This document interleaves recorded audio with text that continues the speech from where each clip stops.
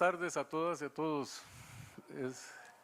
Es un gusto poder compartir con ustedes algunas ideas en relación a un fenómeno tan actual y vigente como el de la criminalidad organizada.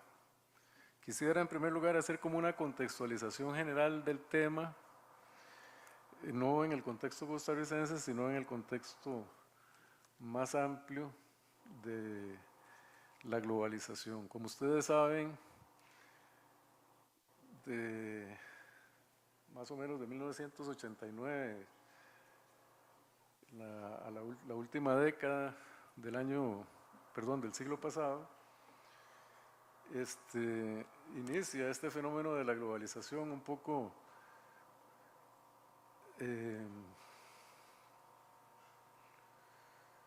determinado por el amplio incremento en la circulación de capitales, el intercambio de mercancías, la información y personas a nivel mundial, gracias a varios hechos importantes que ocurren a finales del siglo pasado.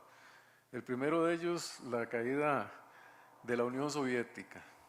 Al desaparecer la Unión Soviética, se abre todo lo que constituían los territorios de la Unión Soviética, se abren al capitalismo.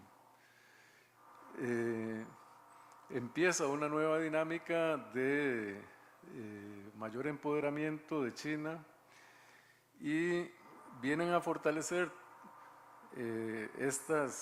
este viraje hacia el capitalismo, la utilización de los contenedores, que era una forma novedosa de transporte de cargas y que permite aumentar y agilizar enormemente el manejo de la carga en los muelles y el transporte por carreteras. Y también, por supuesto, bueno, lo que todos conocemos muy claramente, muy personalmente, como es el desarrollo de la informática, el desarrollo tecnológico en las comunicaciones. De igual manera, se da un incremento por este intercambio comercial tan grande, tan fluido, se da un incremento de la interconectividad vía aérea a nivel mundial, en el transporte de personas cada vez más fácil, cada vez más sencillo, más barato, entre continentes y entre países. Esto permitió, sin duda alguna, en los últimos 30 años, una expansión de los agentes económicos lícitos que todos conocemos, como es el fenómeno de las grandes corporaciones transnacionales. La economía moderna se entiende, global moderna se entiende a partir precisamente de las corporaciones, que como ustedes saben realizan el proceso productivo, se reparte entre varios territorios, en donde finalmente en un último territorio se integran las partes para la constitución del producto. Pero junto con la expansión de los agentes económicos lícitos, tenemos una expansión de las actividades ilícitas de esos mismos agentes económicos lícitos. Hay un estudio muy interesante realizado en los Estados Unidos a principios de este siglo, 2004, en donde se hace un seguimiento a las principales corporaciones norteamericanas para determinar si habían infracciones o no de la ley penal, y de las 100 principales corporaciones norteamericanas, 60 tenían infracciones penales en los últimos 5 años anteriores al estudio. Y entonces nos aparece un fenómeno muy interesante, que es el agente económico lícito como agente criminal. El caso más grave, que nosotros somos víctimas de ellos, es el soborno transnacional.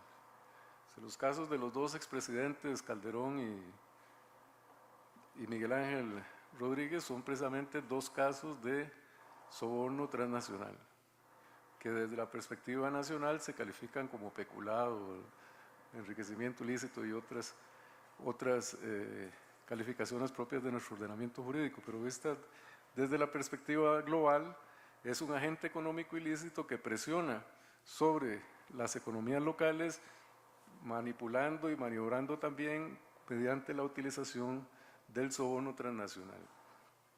En el proceso que está siguiendo Costa Rica en la OCDE es muy importante en este sentido porque precisamente trata de calificar a los países que hacen una lucha efectiva contra el soborno transnacional de las corporaciones, de los agentes económicos lícitos. Estuve en un curso en París el año pasado en donde uno de los expositores, para que tengan una idea de esto, uno de los expositores era el presidente de la Siemens. La Siemens, una empresa alemana, como ustedes saben, es una corporación monstruosa y es una de las corporaciones que más condenas a nivel global ha tenido por soborno transnacional en los países asiáticos, africanos, etc. Llegó a tal grado que para no ver afectado su sistema, su organización y su existencia misma por la amenaza de que fuera prohibida su operación por los jueces europeos, se comprometieron a hacer una campaña y a hacer una política interna de control, de autocontrol de la corporación para que sus gerentes no ofrezcan sobornos a ningún agente de gobierno en ningún país del mundo en donde estén operando. Y esta política, nos contaba este señor, la habían instaurado hace unos 5 años. Sin embargo, decía él, le estoy hablando de junio, julio del año pasado, que para esa fecha todavía tenían problemas porque algunos agentes habían incurrido en algún país asiático promoviendo el soborno en los agentes de gobierno de ese país. Es decir, es un fenómeno complejo, no tiene que ver con el tema, pero sí lo quiero señalar porque es parte de las distorsiones que vivimos a nivel global y que el país tiene que conocerlas y prepararse para ellas. Perdón. Junto con la expansión de las actividades ilícitas, tenemos la expansión de la criminalidad propiamente dicha de las organizaciones criminales, abiertamente criminales. En relación a estos dos temas, es importante, y aquí cito a Ferrajoli, que en una monografía reciente, en una disertación que le escuché en México también, afirma él que una de las grandes amenazas del mundo, del ciudadano moderno, no del mundo moderno, del ciudadano, de nosotros, los seres humanos del planeta, es precisamente la expansión de las actividades ilícitas, de los agentes lícitos, de propiamente los criminales agentes del gobierno con la corrupción y la actividad de las organizaciones propiamente ilícitas. Y nos dice él que en este momento hay un espacio en la economía mundial que no tiene control absolutamente de ningún Estado soberano sobre él. En una noche se transan millones de dólares sin que ninguna agencia gubernamental o intergubernamental se entere de ello. En los capitales, la colocación de capitales en el corto plazo, 24 horas, 48 horas, ocurre todos los días en un mercado que funciona a nivel global sin ningún control de ningún Estado. Nos habla él entonces de un espacio en donde no rige el derecho público, no rige ninguna forma de control o supervisión estatal. Si esos agentes económicos se unieran, dice él, podrían controlar el planeta, porque el poder económico que tienen trasciende el mismo poder económico de los estados que lo integran.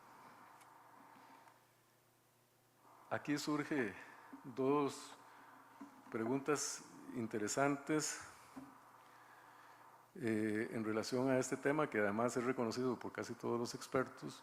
Ya para el año 2000, en la Declaración del Milenio de Naciones Unidas,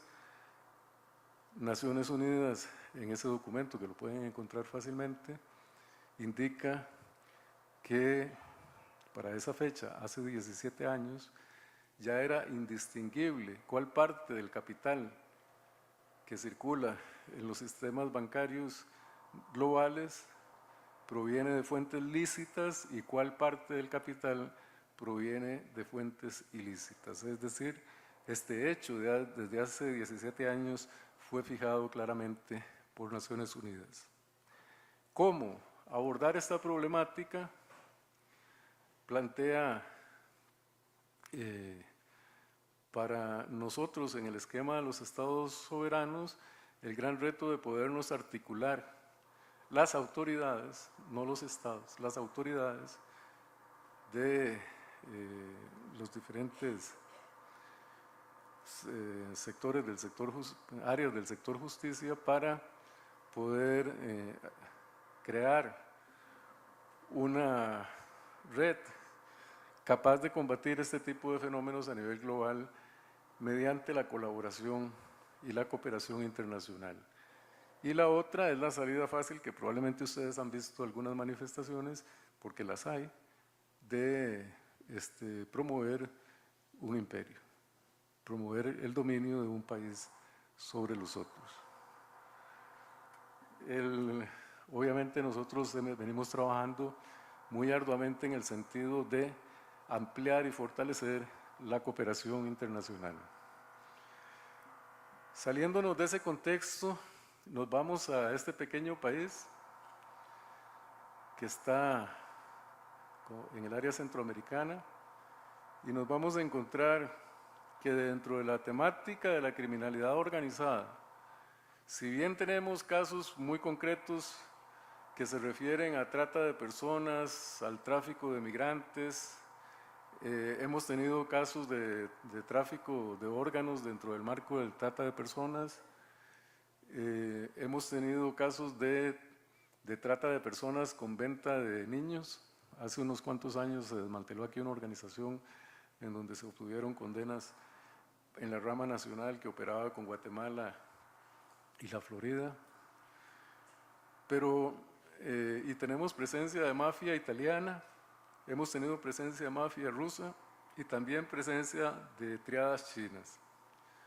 En el pasado se detectó, por ejemplo, en el caso de un secuestro de un ciudadano chino acá en Costa Rica, que todo el tema del secuestro se originaba por un incumplimiento de una deuda contraída por este señor en Hong Kong, con una de las triadas chinas más poderosas, que es el Triángulo Dorado, que tiene una ramificación fuerte en Panamá.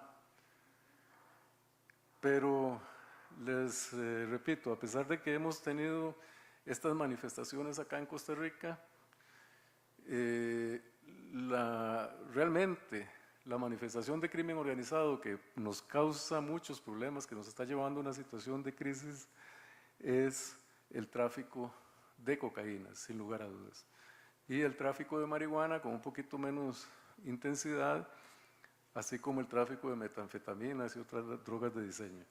Pero por la misma dinámica que tiene cada droga, lo cierto del caso es que la problemática que tenemos es con los cárteles que manejan y las organizaciones criminales que manejan el tráfico de cocaína.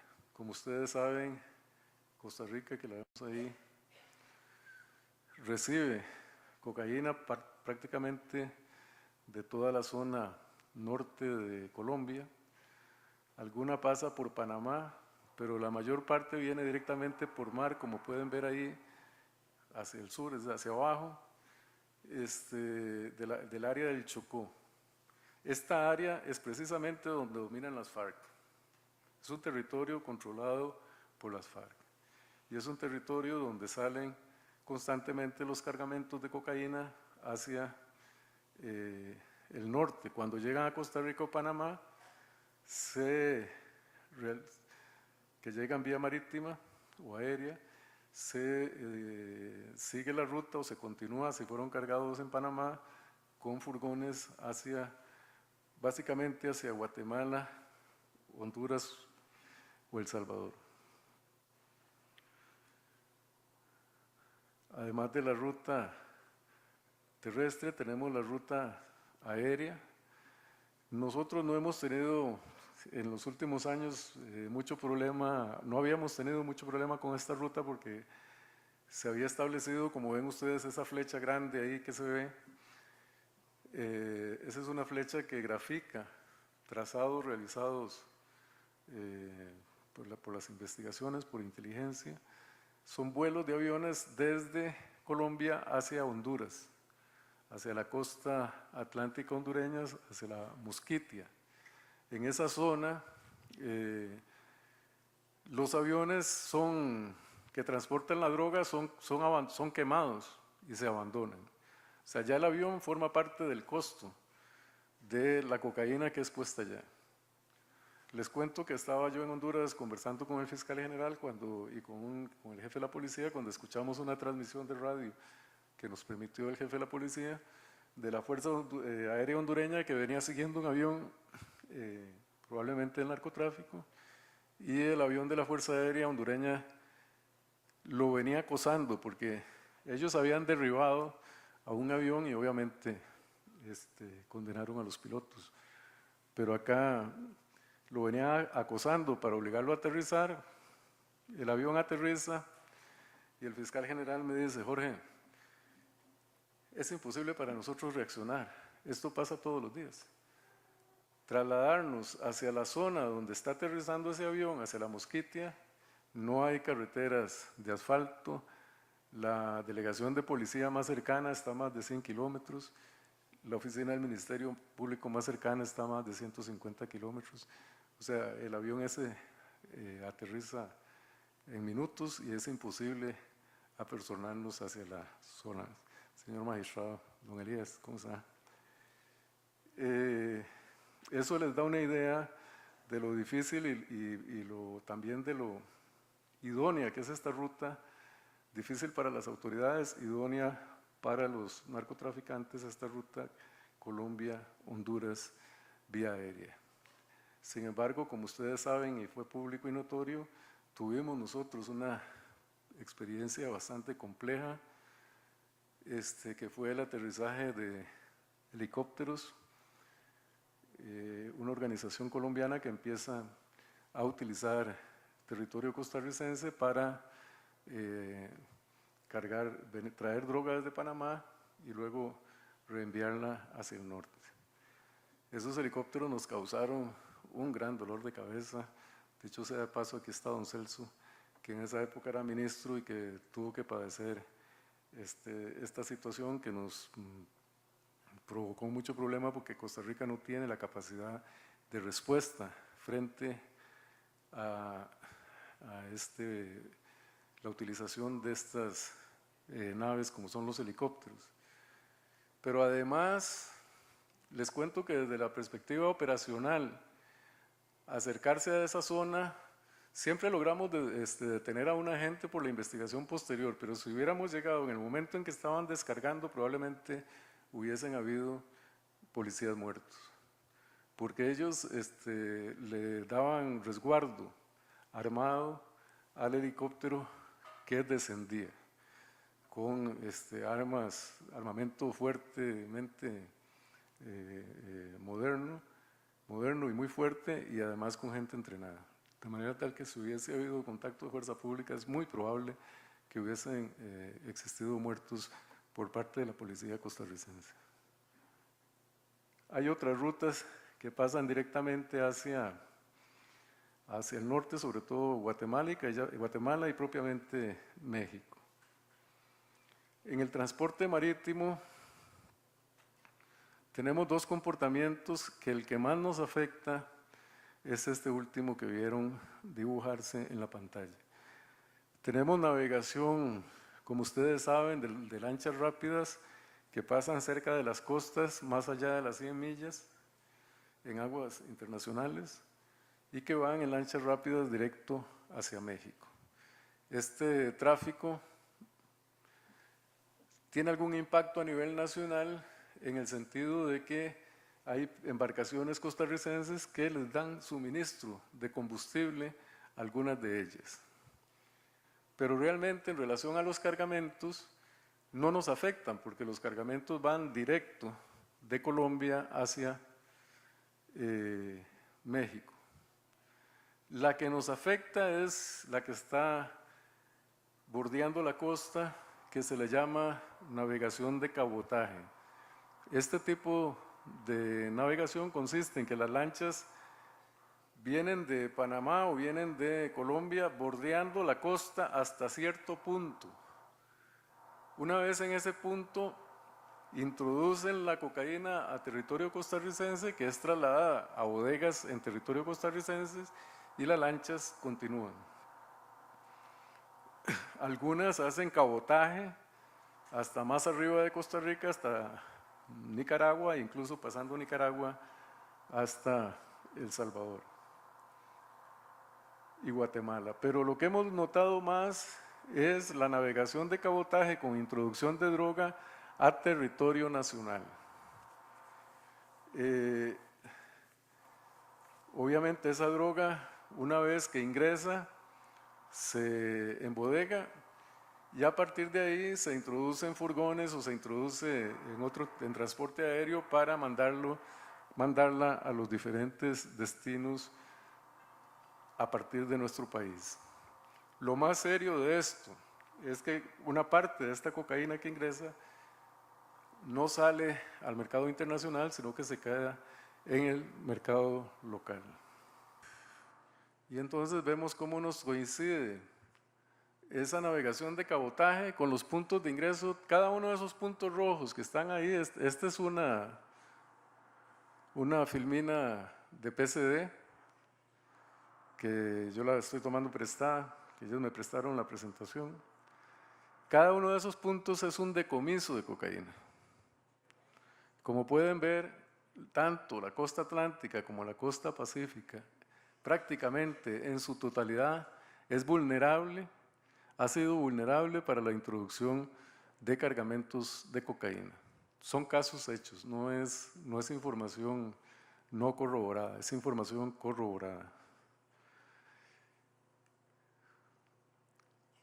Pero además, esta filmina la presento porque es muy importante para nosotros desde la perspectiva del Ministerio Público y para la perspectiva de la cooperación internacional que les decía. Desde Costa Rica sale droga para todos esos destinos. No somos tan inocentes. No es solo el mercado norteamericano. A través de Costa Rica, estos son casos también corroborados, sale droga para más de 16 destinos en Europa, en América, por supuesto, los que ven ahí, África, Asia e incluso Oceanía. Es decir, somos parte del engranaje de las grandes organizaciones transnacionales que hacemos referencia en el inicio, que operan globalmente. Solo para que tengan una idea, esta es información verificada, pero para que tengan una idea, en México nosotros tuve la oportunidad de trabajar allá un tiempo antes de postularme para fiscal general y se hizo un estudio por parte de un grupo de expertos del cártel de Sinaloa y solo el cártel de Sinaloa tiene presencia en 40 países del mundo. En 40 países del mundo. ¿Cómo es posible eso? Pues a partir de la constitución de esas redes. Vimos la red local ahí, el avioncito y el furgón que vimos en pantalla, el tráfico terrestre, el marítimo, pero ya cuando uno expande la red, le aparecen todos estos destinos desde Costa Rica. Si nos vamos a Guatemala, vamos a descubrir esos y otros destinos. Si nos vamos a Panamá, vamos a descubrir desde Panamá esos y otros destinos. Esta información la trabajamos con la Fiscalía Antimafia de Italia y con la Guardia di Finanza italiana y la verificamos con los trabajos de inteligencia que llevan adelantados ellos. Igual la verificamos con el servicio, con la policía francesa. El gran reto, nuestro gran reto, es por supuesto contribuir con la lucha contra el tráfico transnacional de drogas. ¿Qué hemos hecho? Lo que hemos hecho es crear a nivel centroamericano, en el marco del Consejo Centroamericano de Ministerios Públicos, lo que hemos denominado la REFCO, la Red de Fiscales de Crimen Organizado. Esta idea de la REFCO es una idea de una señora que se llama Karen Kramer, que pertenece a UNODC, la Oficina contra las Drogas de Naciones Unidas, que tiene su sede en Viena. Y ella impulsó que se dieran unas consultorías acá en América Central para que se tratara de establecer la REFCO a nivel centroamericano. Y coincidió con mi elección de fiscal general acá en Costa Rica, y esta idea ya la veníamos manejando teóricamente, y por supuesto que yo me apunté con esta idea. Tuve la suerte de que me designaran presidente del Consejo Centroamericano de Ministerios Públicos, y entonces a partir de esa posición me he dedicado a apoyar el trabajo de la REFCO. En este momento les cuento que es una de las acciones más interesantes que se están realizando a nivel global. Yo presenté esta idea, este trabajo en Viena, y hubo mucha gente interesada de los países asiáticos, de África, que ya están trabajando en una red parecida, incluso de los países árabes.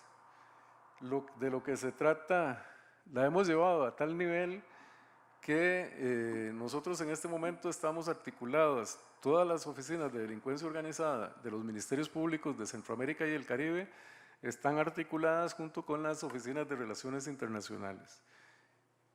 Pero no solo están articuladas y ya han hecho casos, hemos hecho bastantes casos a nivel el último, el año pasado, a nivel de toda la región, en donde se desmanteló una red de tráfico de migrantes que venían desde África a través de Dubái, Brasil, y de Brasil hacia el norte. Venían también en esta red, se trasladaron gente de la India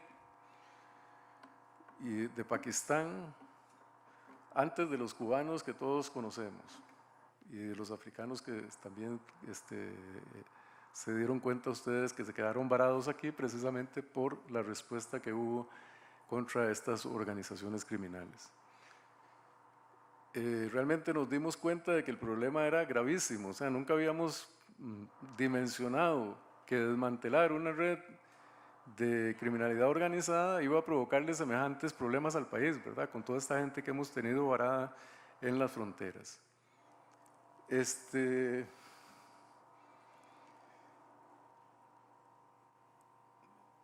Esta red de fiscales de crimen organizado, para terminárselas de explicar, la hemos logrado fortalecer en el año pasado gracias a que el cooperante, que es la Unión Europea, nos ha permitido utilizar una caja chica para que los fiscales se reúnan cuando quieran para atender un caso en cualquier país de Centroamérica.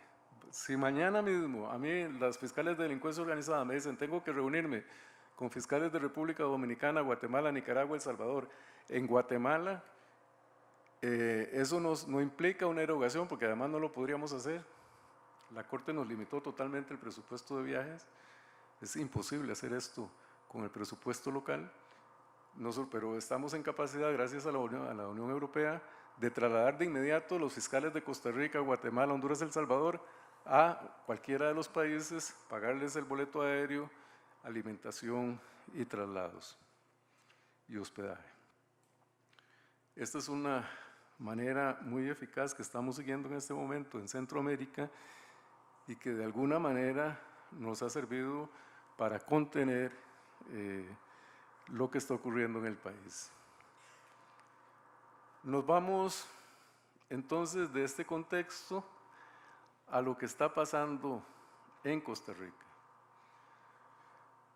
Lo que está ocurriendo en el país, ya nosotros lo veníamos adelantando, era muy difícil que se siguiera manteniendo el esquema sin violencia en Costa Rica, sobre todo porque la forma de organización que se ha venido difundiendo en toda la región es la forma de organización basada en el control territorial. Control territorial que tiene una sola razón, no es por señorearse en el territorio por señorearse, la razón es monopolizar la actividad del narcotráfico. Y junto con el monopolio de la actividad del narcotráfico, monopolizar las otras manifestaciones de la criminalidad, que es lo que ocurre en México. Trasladar a las organizaciones criminales por la transformación del capital, por el lavado de dinero, trasladar actividades lícitas de la comunidad a el acervo de bienes de la organización criminal. Por eso es el control territorial. En el caso de los famosos caballeros templarios en México, precisamente en el control territorial absoluto que ellos tenían, llegaron a despojar y a controlar las fincas productoras de aguacate.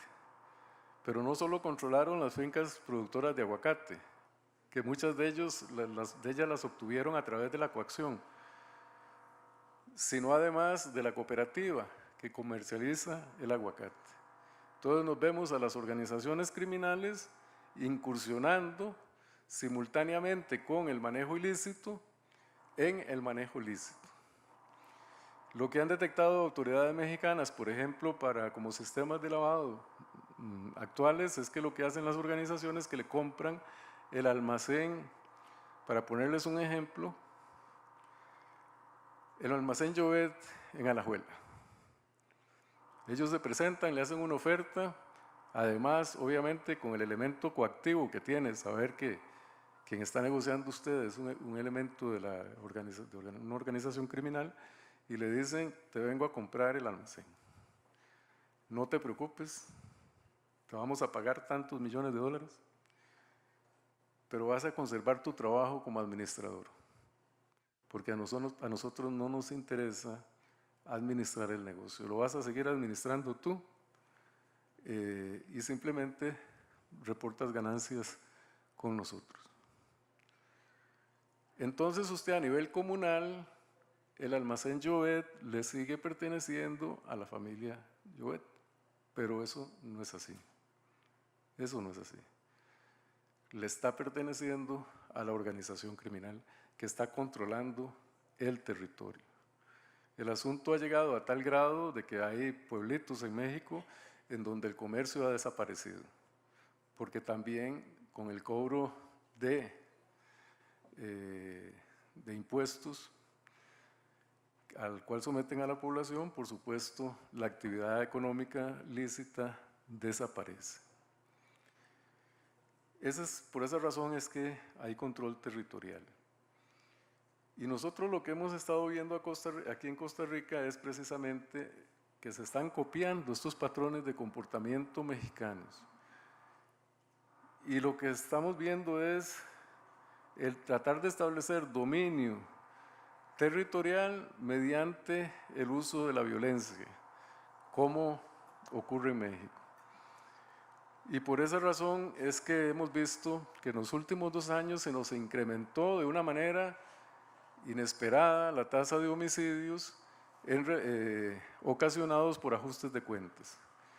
Y según he conversado con los muchachos de OPPO, la proyección en lo que vamos de este año va similar. Es difícil, esperamos que podamos contenerlo y ojalá bajar esa tasa de incidencia en homicidios por control del territorio, pero es muy probable que a fin de año tengamos cifras muy similares a los de los 2 años anteriores o parecidas, es decir, más allá de los 570 homicidios por esta razón. Si nosotros quitamos esos 570 homicidios, la razón principal de muertes es carreteras y lo demás es violencia doméstica, homicidios por desacuerdos personales, etcétera, o sea, una tasa de criminalidad normal, entre comillas.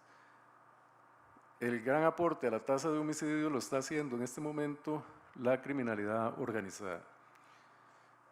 Lo que estamos viendo entonces es la constitución de redes locales. Les hablo de redes de entre 70 y 150 personas que tienen un área armada y que se están autoabasteciendo de la cocaína, ya sea trasladando directamente del sur hacia las áreas periféricas de San José o bien hacia el resto del país. En Limón encontramos una dinámica un poco distinta porque además de la cocaína encontramos una dinámica de las organizaciones criminales alrededor de marihuana que es importada desde Jamaica, pero que también está asociada a la violencia. 3, me entenderán que el tiempo es bien reducido, pero quisiera dejar lo más importante, lo más esencial como en la mente de ustedes como auditorio. 3 elementos fundamentales, digamos, son los elementos bases que permiten todo este fenómeno que estamos viendo, sea a nivel local o a nivel transnacional, porque todo lo que es transnacional es a su vez local. Esta es una idea muy importante de tener presente. Todo lo transnacional es local, precisamente por la globalización. Estos 3 elementos son el dominio de la actuación en red, la capacidad de poder actuar en red que se extienden a través del territorio de un solo estado o que se extiende a través del territorio de muchos estados, como el caso del cártel de Sinaloa que les decía, extendido a 40 estados en el mundo. La capacidad de mantener las redes y darles que mantengan sostenibilidad en el tiempo. Ese elemento es importantísimo en cualquier análisis. La segunda es la violencia. Estamos hablando, y por eso hice la primera introducción relacionándola con la globalización, porque las corporaciones de crimen organizado funcionan exactamente igual que las corporaciones lícitas. Es exactamente igual, es un producto que tiene que colocarse en el mercado. Yo he hecho una afirmación que no es antojadiza. A esta hora, en Limón, centro, a esta hora probablemente ahí por el mercado, alrededor del mercado central, en Londres, en París, en Belén, en Brasil, en Asunción, Paraguay, en Buenos Aires, en Nueva York, en Alaska, en Doha, alguien está vendiendo una dosis de cocaína. Es un mercado que funciona y funciona bien. Es un mercado que está organizado, la distribución está organizada de una manera absolutamente eficiente y eficaz. Para poner 1 gramo de cocaína hoy a esta hora, en una calle de Londres, en una calle de París o en una calle de Roma, tuvo que haber el despliegue de una red transnacional, que ya vimos parte en la filmina de los destinos desde Costa Rica, una red transnacional capaz de trasladar la sustancia hasta ese sitio, hasta esa calle, en esa esquina. Es más fácil conseguir 1 gramo de cocaína en el mundo en este momento, en los barrios del mundo, en muchos barrios del mundo, que 1 litro de leche. Es una empresa que funciona y funciona muy bien, gracias a la violencia y gracias al otro elemento que es la corrupción. Es imposible combatir el crimen organizado sin combatir la corrupción, pero tiene unas manifestaciones muy particulares la criminalidad organizada vinculada con las organizaciones mexicanas, que la corrupción está dirigida y el control territorial al control local, y ese es su gran éxito. Las organizaciones colombianas funcionaban mucho, ¿se acuerdan? Los cárteles funcionaban mucho metiéndose en los estrados de los diputados, de los partidos políticos, etc. Estas organizaciones mexicanas, lo que se denotan como indicadores es que ellos lo que buscan controlar es el territorio local. Penetran el municipio, penetran a la policía, penetran el departamento de transportes, penetran las áreas de producción locales, por supuesto, porque ese es el área donde ellos tienen presencia física, y asegurando el territorio aseguran su seguridad, garantizan su seguridad. Y en consecuencia la corrupción está dirigida a las organizaciones locales. Aquí hay un gran reto, nosotros estamos desplegando en este año, gracias a la ayuda que nos dio la Asamblea Legislativa, que nos dieron más de 5.000 millones y nos dieron bastantes plazas. Estamos destinando 9 plazas a 3 regiones, región norte, región sur y región periférica central, para abordar la corrupción en los municipios y en las dependencias del Estado a nivel local, porque queremos ahí establecer un blindaje que impida la penetración de esas organizaciones en esos lugares hasta que se nos haga incontrolable. La violencia hasta el día de hoy ha estado entre ellos, pero no quisiera, y ahí es donde está el gran reto del Estado de Derecho, porque apostamos con alma, vida y corazón a darle vigencia al Estado de Derecho, a discutir si se cometió un delito o no en un tribunal de juicio. Pero quisiera mostrarles un video que traigo ahí, al muchacho que me está ayudando, de una acción policial, del Ejército Mexicano, realizada hace una semana, 15 días, que ya es cuando la violencia no es entre los delincuentes, sino que es entre las fuerzas de seguridad y las organizaciones narcotraficantes. Dios nos guarde de que estas gentes con esas armas abran fuego contra un grupo de muchachos del OIJ, fiscales o fuerza pública, porque entonces entramos en una dinámica muy distinta a la que tenemos ahora. Hasta ahora el fuego está dirigido entre ellos con víctimas que nunca debieron haber existido, como los 3 muchachos que murieron en el barrio San José de Alajuela hace unos días. Totalmente inocentes, fuera del contexto de la pelea territorial que se tiene en ese lugar. Ya eso causa una tensión importante para nosotros como autoridades, pero en el momento en que se abra fuego contra autoridades nacionales, en ese momento entramos en una dinámica muy diferente en la cual yo no quisiera que nunca nos viéramos. Yo quisiera que tuviéramos la capacidad de controlar esas organizaciones. Estamos haciendo un tremendo esfuerzo, controlarlas para contenerlas y que no se nos salgan de las manos, contenerlas a través de la aplicación del Estado de Derecho. Lo que no quisiera que ocurra es esta dinámica que vamos a ver en este video. Es la Marina Mexicana que interviene en una captura de una organización criminal muy violenta, la organización de los Beltrán Leiva,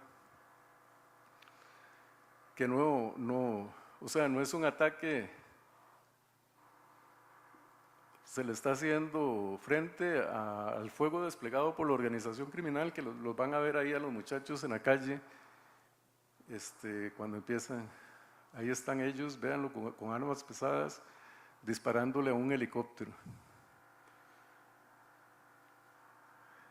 El poder de fuego que tienen esas armas que están manejando esos muchachos ahí es un poder de fuego de guerra, ¿verdad? Están disparándole a un helicóptero que estaba transitando por ahí.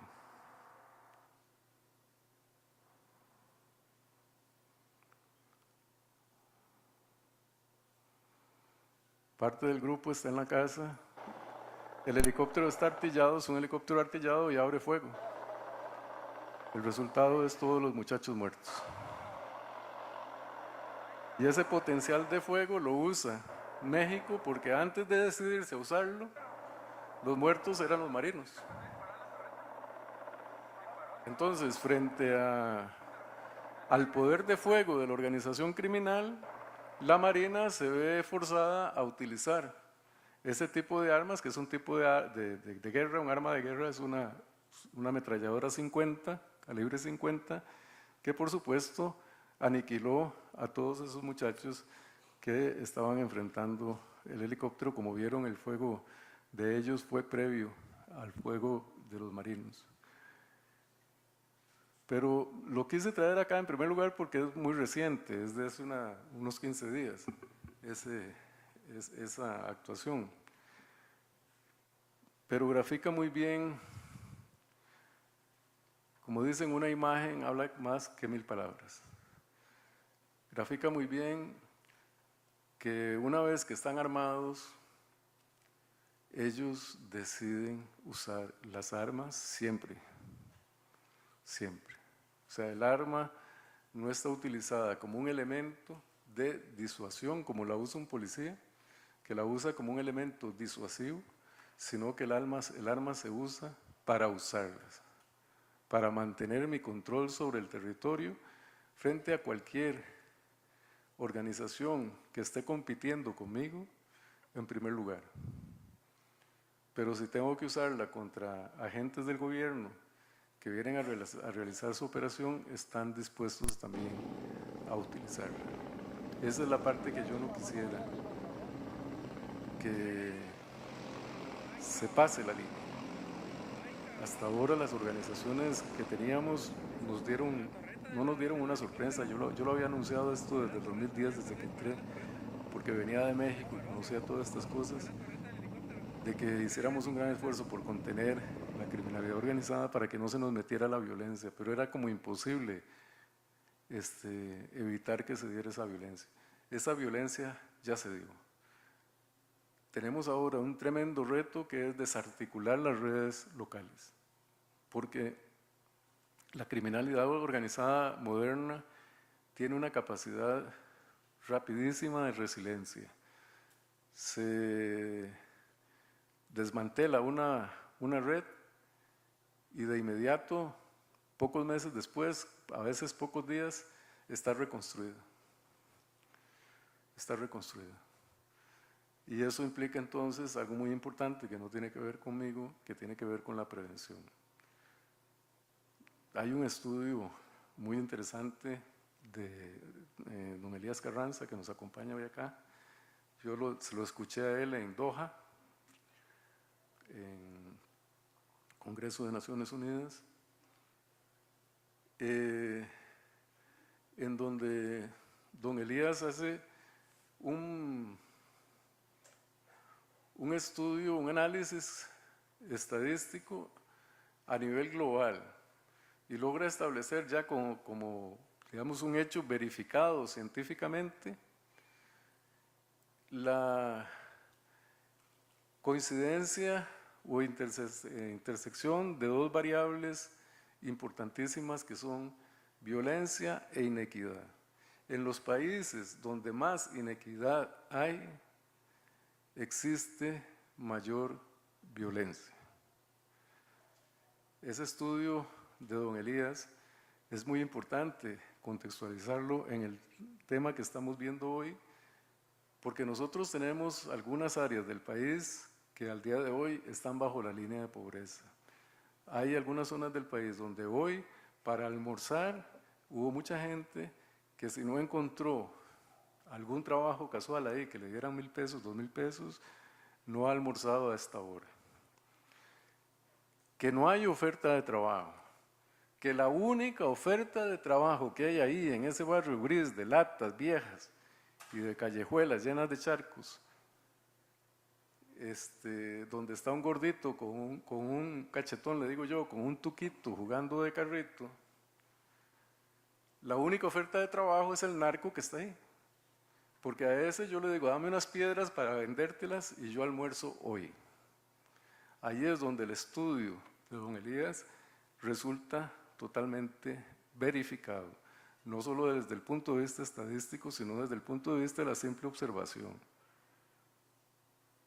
¿Qué vamos a hacer desde la perspectiva preventiva para que esas personas tengan la posibilidad de conseguir hoy un trabajo, de no recurrir al narco para almorzar hoy? Es la gran pregunta que tenemos que hacernos. ¿Cómo hacemos para hacerle la competencia a esta empresa transnacional ilícita?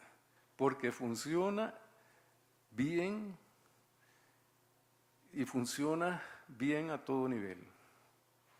Por supuesto, no tienen que pagar impuestos, no tienen que tener personal calificado, etc. Pero si nosotros no damos una respuesta desde la perspectiva preventiva del tráfico de drogas, observen que no estoy hablando de prevención del consumo. Esa es otra gran área de trabajo.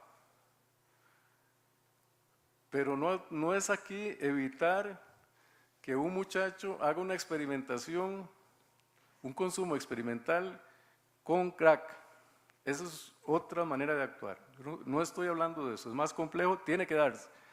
Pero más importante que eso es poder competir desde la perspectiva de la oferta. ¿Cómo hacemos para competir con ese agente económico ilícito? A través de la oferta de agentes económicos lícitos. Y les cuento, y con esto cierro, hay momentos en la vida que uno siente frustración, y a veces esa frustración es muy grande. Yo sentí una gran frustración a finales del año antepasado, cuando como presidente del Consejo Centroamericano del Caribe fui invitado a la sesión del Consejo de Seguridad del SICA en Guatemala. En esa sesión del Consejo de Seguridad, que obviamente el SICA está indagando cómo darle respuesta a nivel centroamericano a esta problemática que es gravísima en el Triángulo Norte, comparado con nosotros estamos en un paraíso. El Salvador tiene 70 muertos por día, nosotros tenemos eso en 15 días, un mes.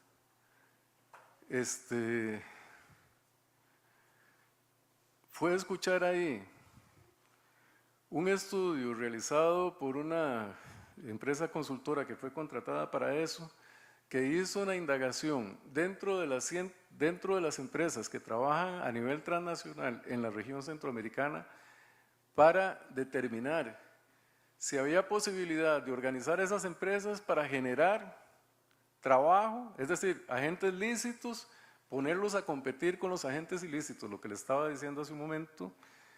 Ellos hicieron un recuento a nivel centroamericano, se entrevistaron con gerentes, juntas directivas, etcétera, y mapearon 150 empresas que operan a nivel centroamericano que están dispuestas a contribuir para provocar esta dinámica. Solo ponían una condición: que la institucionalidad del país cualquiera de los 7 países,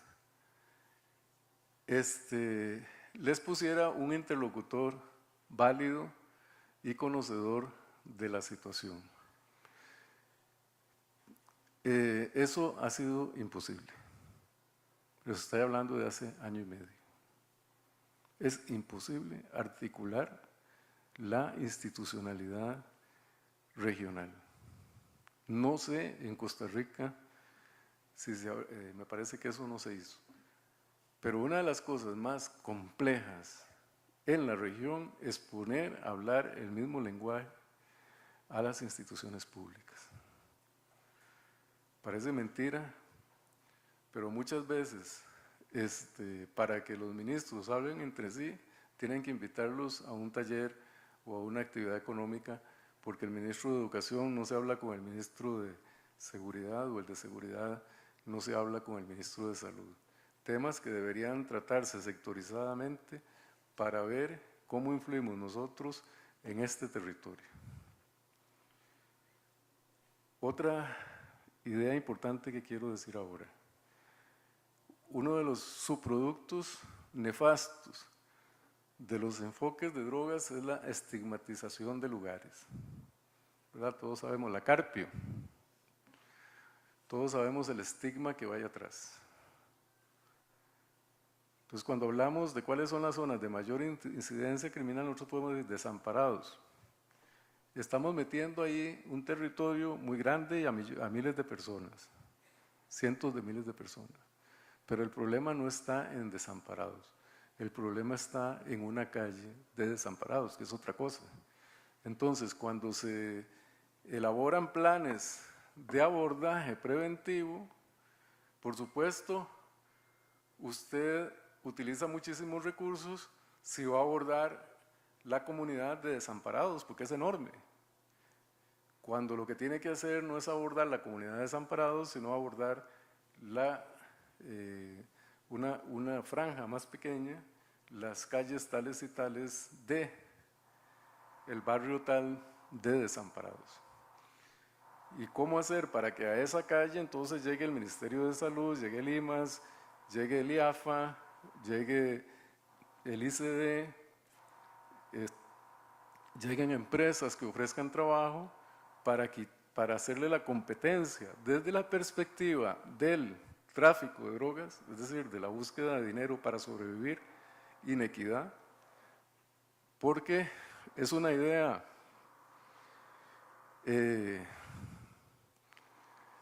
tal vez no muy agradable para los oídos de mucha gente decirla, pero pareciera que la única acción dirigida contra la inequidad económica y social es la actividad del narcotráfico.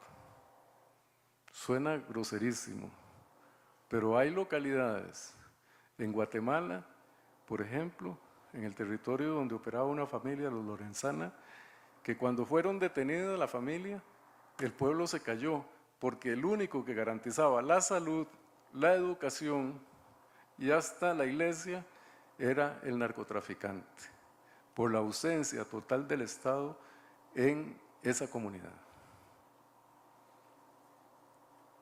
Valgan estas breves reflexiones, pero algunas de ellas en las afirmaciones que he hecho, capaces de hacernos reflexionar un poquito sobre el tema, valgan estas reflexiones para